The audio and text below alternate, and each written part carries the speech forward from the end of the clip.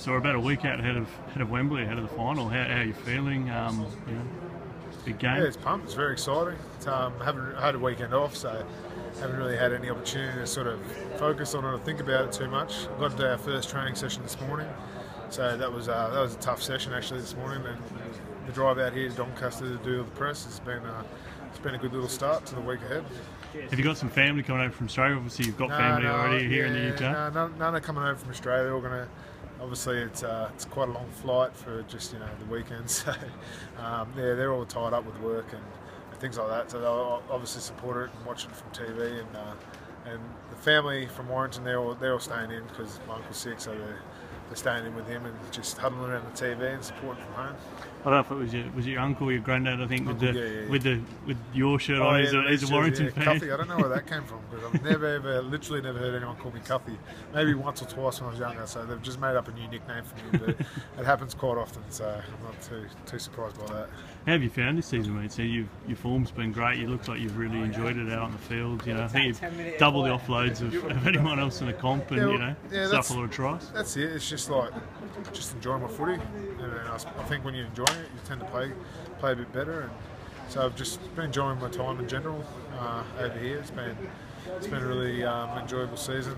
Just got a good mix of a good bunch of players in the team that just want to play some good footy and I suppose a bit more second phase footy in that, which obviously helps me. It's been great. Obviously, the footy you guys play, it's very attacking, it's very entertaining. Yeah. Back in the NRL, there's a lot of focus on the wrestle, on defence. I mean, have you found that the footy over here, you've less structured, just a bit more open? It is a bit more. And you've thrived? It's a bit more old school, really. It's about the hit and stick, and then second phase a bit more so over here. So I've enjoyed it, and it's a different style of play, and obviously it's suited me a lot better. And you've played in some big games. How's this one this weekend compare? At Wembley, which is one of the biggest stadiums in the world. To answer you quite honestly, I have to tell you after because I haven't done it yet. But I'm sure with the numbers that turn out for the Wembley weekend and how big of an occasion it is on the big stage at Wembley, and that it'll be up there. And coming down to England, I mean, obviously you've got English heritage. You're eligible for England. That's something a lot of people are talking about with the Kiwis. You'd obviously love to get an opportunity there. Oh yeah, it'd just be amazing opportunity. But I can't look into it too much or get your hopes up. Just got to play some good, consistent footy, and then all those sort of accolades come with that, I suppose. Just can't buy into what people say too much. Just got to concentrate on playing for the club first and doing our best there. And then after that, what happens, happens. Your old club back in the NRL, Newcastle, I mean, they've had a tough season.